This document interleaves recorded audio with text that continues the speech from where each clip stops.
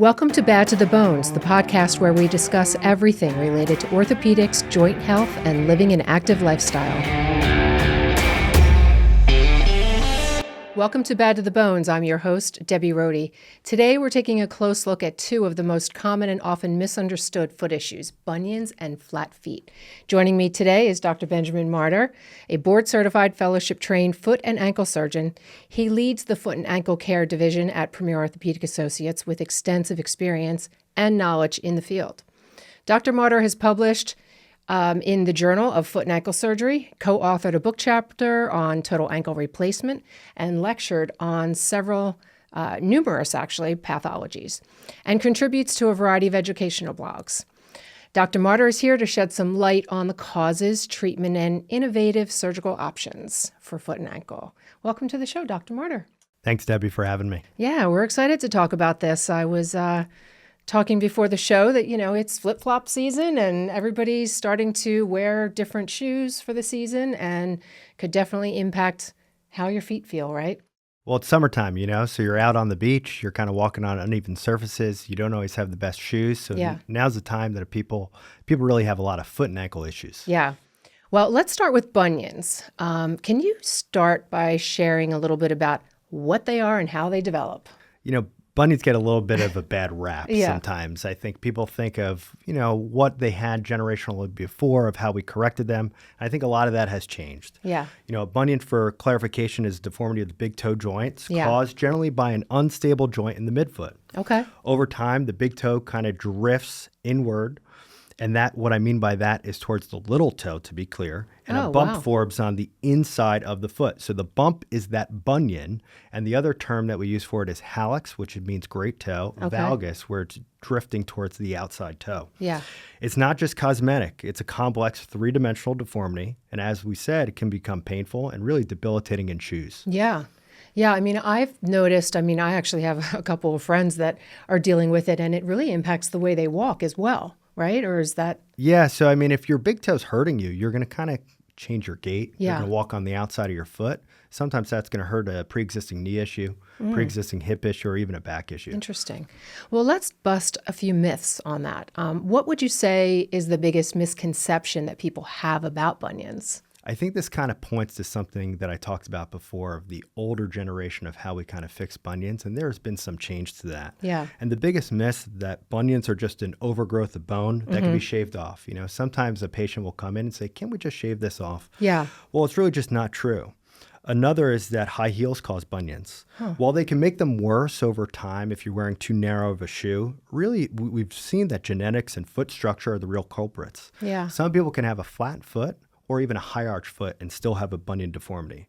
Bunions, in truth, affect men, teens, and even athletes. So it really just depends. You could be on the broad spectrum of who has a bunion, whether you're young, middle-aged, or even older. Do you find that it's more prevalent in women? It is more prevalent in women. That's definitely been shown. But at the same time, I think more women present into the office, which may kind of tease out some of that actual evidence about that. Interesting. Okay. And I know you touched a little bit on how it affects your gait and such, but how about just everyday life? Are there some things that, would really make the discomfort challenging? So if you're really limited to what shoes you could wear, let's say you're trying to wear a boot in the winter, and the boot doesn't give that great stretch or doesn't have a good mesh ability to it, you're going to have more pain. So I always caution patients on what shoe they're wearing, to be cautious. If you have a bunion that's really large, you want a soft, wider toe box, as opposed to leather. Although great once it's stretched, that early on, when you're trying to stretch it out, man, that really hurts. So a lot of patients are coming in with pain, redness, and irritation over their bunion. Yeah. So it just really depends on kind of trying to find the correct shoes, and then obviously what the other options there may be to help that condition. Let's talk about the people who are ignoring these bunions and just getting by, feeling like, I'm not even going to look down and see it's there. What happens and what are the risks if it's left untreated? Yeah, so bunions, are not just a cosmetic issue. And I think that's kind of where some problems can arise if we truly think of these only as cosmetic. Yeah. Well, as that bump kind of protrudes out towards the middle of the foot or towards the inside of the body, if we think about it, and the toe drifts towards the outside, meaning the toe drifting towards your little toe, there is a finite space there. So sometimes that second toe can kind of ride up and actually get dislocated over time. And that's really where I tell patients, you got to be real careful about this bunion. As the bump is getting larger on the inside of your foot, reflexively, the toe drifts towards the outside of the foot. Oh, wow. And that can lead to a space issue where that second toe then can ride up. And eventually, if we were to do something, I always tell patients, unfortunately, if we wait too long, sometimes that means that we're doing more than we maybe initially had to do. Yeah. So that's an issue. The other thing is that arthritis can set in. As the joint is deforming for a longer period of time, the cartilage is wearing irregularly, and that can cause that joint to become more deteriorated over time. Interesting. And then when we prepare these at the same time, that joint cartilage is now pre-existing as opposed to maybe making a change in that adaptation before that happens. Well, and some of the key points that I think are important to emphasize too, what you said earlier, is like it doesn't just affect your foot, it can affect your knee, your hips, your back. And is that something that, maybe sometimes is overlooked by people? Yeah, I think because it throws off your gait, throws off your posture, leads to issues in, as I said before, your hips, knees, and back. Yeah. So it could affect your balance and stability, and especially in older adults, as your foot's hurting more, you're walking irregularly. So everything you just kind of alluded to is really important. So you got to be careful, and sometimes people think as you start from the bottom up. Right. So you got to have good feet so that everything else is feeling good. Yeah, for sure. So let's talk about some treatment options. I know technology has evolved and just medical treatment in general. Can you talk about some of the options that we have for the bunions? Yeah, so there's many conservative options that exist for many different foot and ankle pathologies. A lot of them are fairly simple. What I mean by that is finding a good supportive shoe, something that's wider, something that's soft or has mesh to it. Another option is like a custom orthotic or a good orthotic that is supportive to the arch structure. Yeah. This could hopefully slow the progression of the deformity, but may not stop it altogether. Then padding. Padding is a different way to do it if you're wearing a certain shoe. At the end of the day, just trying to pad or offload that area. Yeah. But for moderate to severe cases, sometimes surgery is the next step.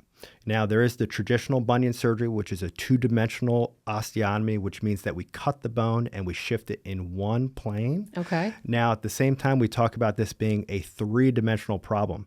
So it doesn't fix the root cause if you're only doing a two-dimensional procedure. Yeah. But when it's a three-dimensional issue where there's an unstable joint involved, that's where something like the Lapiplasty comes in. I've been hearing about that, and I'm curious. I wanted to back up for a second because I see a lot of things on social media. There's like these, I don't know, maybe like a little orthotic or something that shifts your foot or shifts your toe and it straightens it out. Like, that's a great question. What is all that? That's a great question. I get that sometimes when it comes to conservative care. Yeah.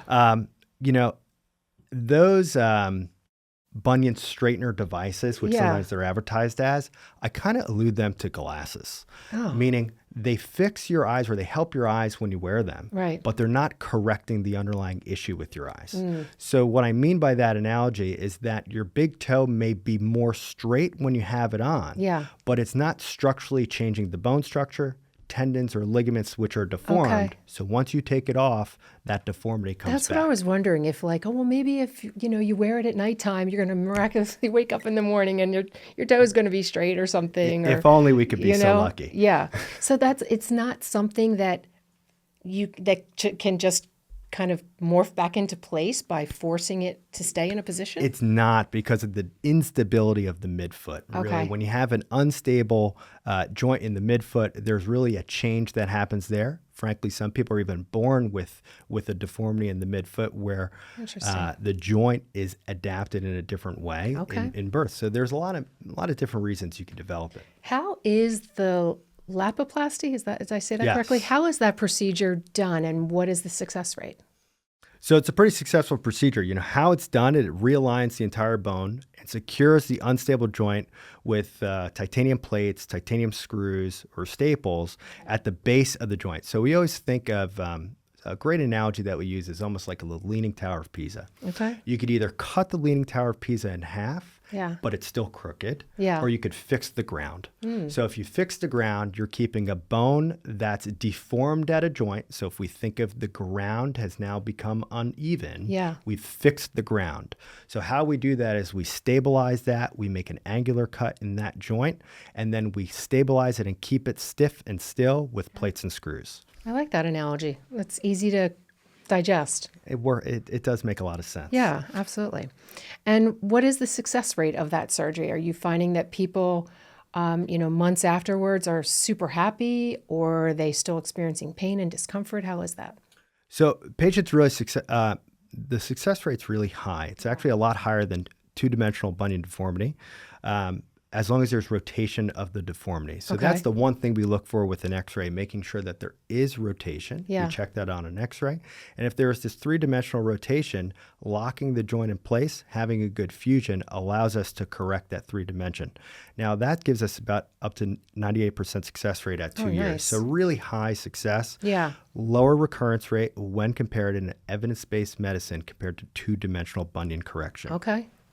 So who would be a good candidate for that procedure? Is it something where, I'm sure you do x-rays and such beforehand, and really, like you said, you get to the bottom root of where it's originating. Yeah. How do you determine who is a good candidate for Lapiplasty? So really it's based on x-rays, clinical exam, how that joint motion is. Yeah. Is there or is there not pre-existing arthritis? But generally speaking, if we got into we always say the test question, it's a moderate to severe bunion deformity. And that's somewhat based on an angular deformity that we check x-rays for. Yeah. So not only is it what you see clinically, what I see or what you see when you look down at your feet and say, wow, that's a big bump. Yeah. Really the x-ray plays a role here. So the x-ray can kind of show things that there's a deformity that we may not be able to see just with our eyes. So that tells us that are there other joints involved? Are there other deformities happening at the same time?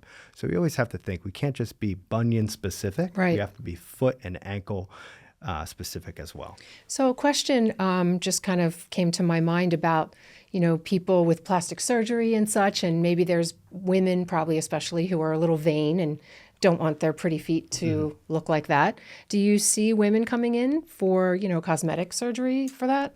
There is. I think there is a component of that. In my practice, I try to tell patients that there really should be a component of pain here. Yeah. Because at the end of the day, we're talking about a bone cut. Yeah. We're asking different bones to become one, so there's risk involved. Yeah. And now we're adding hardware material there. So at the same time, the success rate is high. Yeah. But if it's purely for cosmetic reasons, I always hesitate that you're going to get a good result from a orthopedic-based cosmetic surgery. Okay.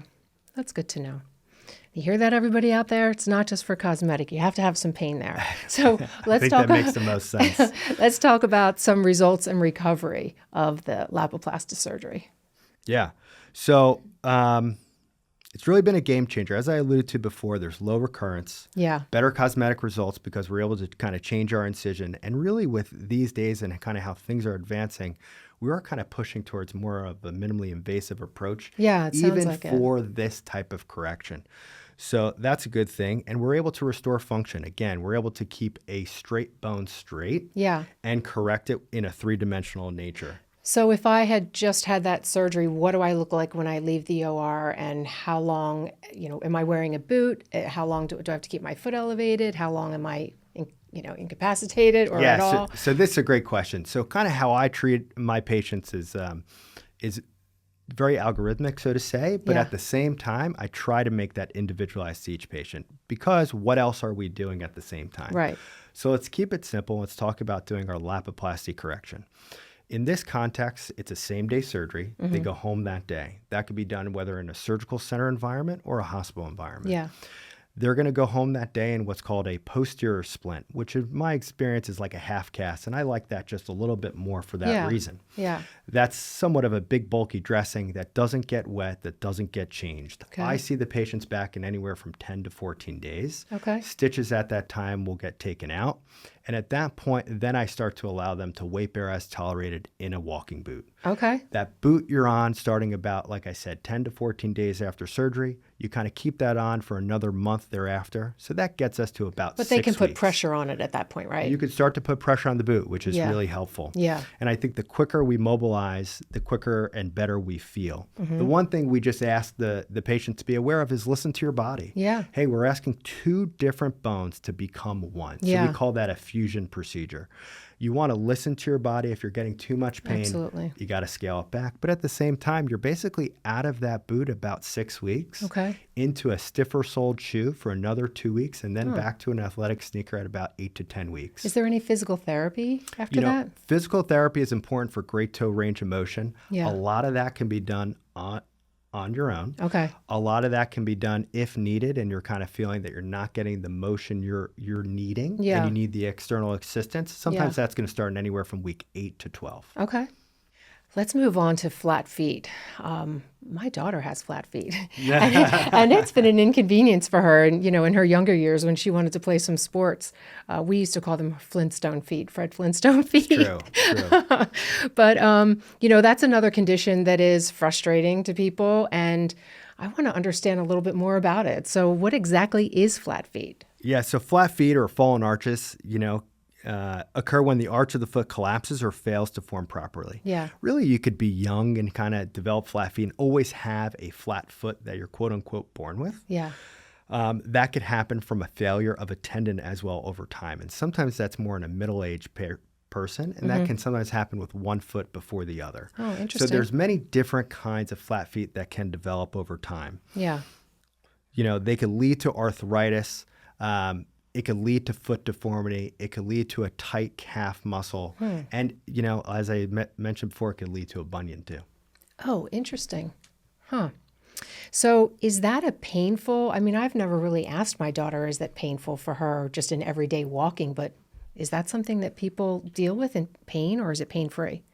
Some people can have pain with flat feet. Some people could not. I know that's a tough answer, but the reality is there's many people walking around with flat feet, and maybe only about 25% do have discomfort with it. Okay. Whether that's pain on the inside arch, where I alluded to where it's a tendon that weakens over time, or that's pain on the outside ankle, which is sometimes from jamming of the joints because the foot is flattened so much. Yeah. Sometimes when that develops so badly, it develops into the ankle joint, where you then get ankle arthritis or arthritis of the back of the foot. Yeah. So it's a multifactorial and really developmental over time. And I know sometimes they tried to put supports in her shoe, and she's like, Mom, that hurts even, I can't wear that. That hurts. Is that normal? Yeah. So orthotics, that's kind of what we're talking about here. Orthotics sometimes are helpful to support a flat foot, but to be clear, they're just like glasses before. They're only going to help support the foot structure, but they're not going to all of a sudden recreate an arch. Right.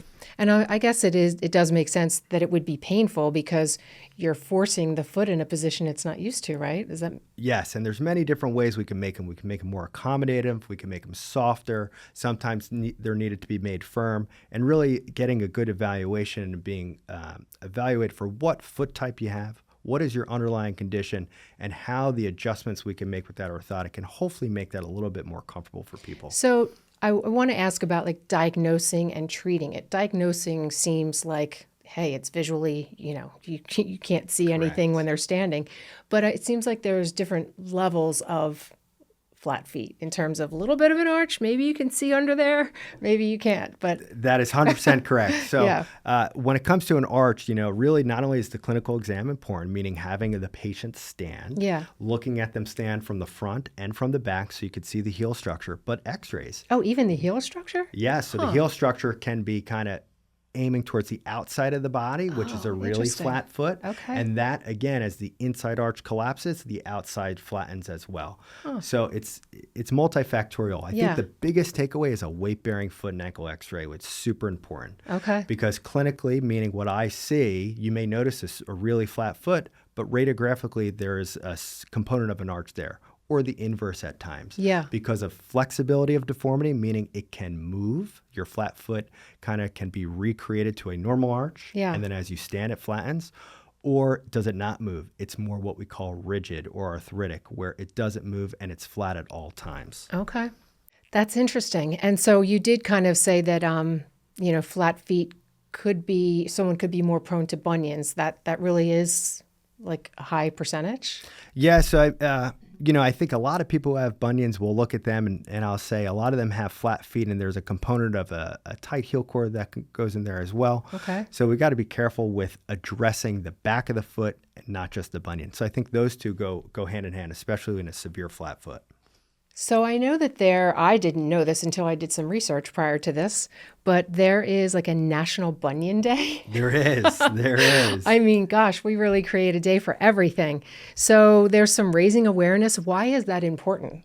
Well, it's all about early intervention, as I said, right? Yeah. Many people delay treatment out of fear or misinformation. Like I said, they kind of heard that bad bunion story. Right. Knowing the signs and getting evaluated early can really make the difference. So we encourage people to share their stories using the hashtag #StandUpToBunions. Yeah, that's pretty cool. And so raising the awareness, do you think the end goal is for people to really just take early action on it? Sometimes I'll tell patients, hey, let's get an x-ray. Yeah. Let's evaluate what your bunion looks like now, especially if they're having some mild discomfort. And then if you're not having too much pain, let's track it. Yeah. Let's look over time, because these are progressive deformities usually. Yeah. They get worse over time.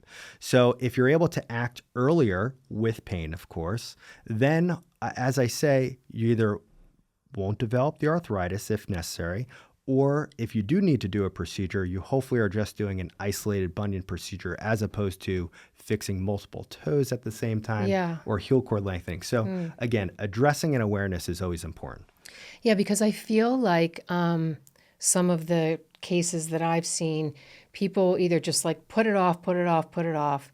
And when it comes time to really face the pain, it seems like it's a worse procedure for them. And I feel like people think, you know what, I definitely have to have surgery. I mean, I'm just too afraid to go. What would you tell those people? It's not always the case, right? And as I mentioned, you could use a wider shoe, you could use an orthotic, occasionally a cortisone injection if you have inflammation associated there. Okay. But again, just awareness and education goes a long way, I think, because now I'm able to tell you what to expect, what to look for. Hey, sometimes if you notice this toe drifting more, come see me sooner. Just, again, I think awareness puts people at a peace of mind, so to say, as opposed to just not knowing. And it always helps me in everything I do and helps me explain to patients as well. Yeah. I was going to ask you, what would you say to people who are starting to notice symptoms? But I think you just kind of answered that question, right? Yeah, I think just, again, the visible bump, if your feet are getting tired, achy feet, your body's sending you some sort of message, maybe come in and see a foot and ankle specialist. Yeah.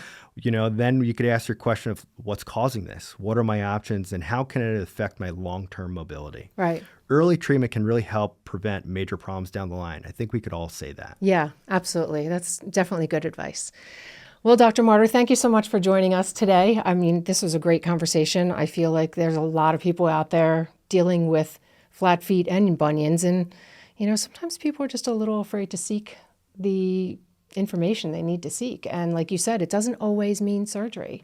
There's definitely different treatment options. So this was a great topic to talk about. And we're really happy that you were here to talk about it and give us some really good insight. So thank you for tuning in to today's episode of Bad to the Bones. If you enjoyed this show, don't forget to subscribe and share. And if you or someone you love is suffering from flat feet or bunions, give us a call or text us at 856-690-1616. Dr. Marder is very willing and able to help you and can provide great insight. Just make the appointment and come check it out. You never know what your results are going to be. There just could be easy treatment options for you. So we look forward to seeing you. We are all across southern New Jersey from Deptford to Linwood, and we look forward to seeing you at one of our locations. So until next time, take care and be safe.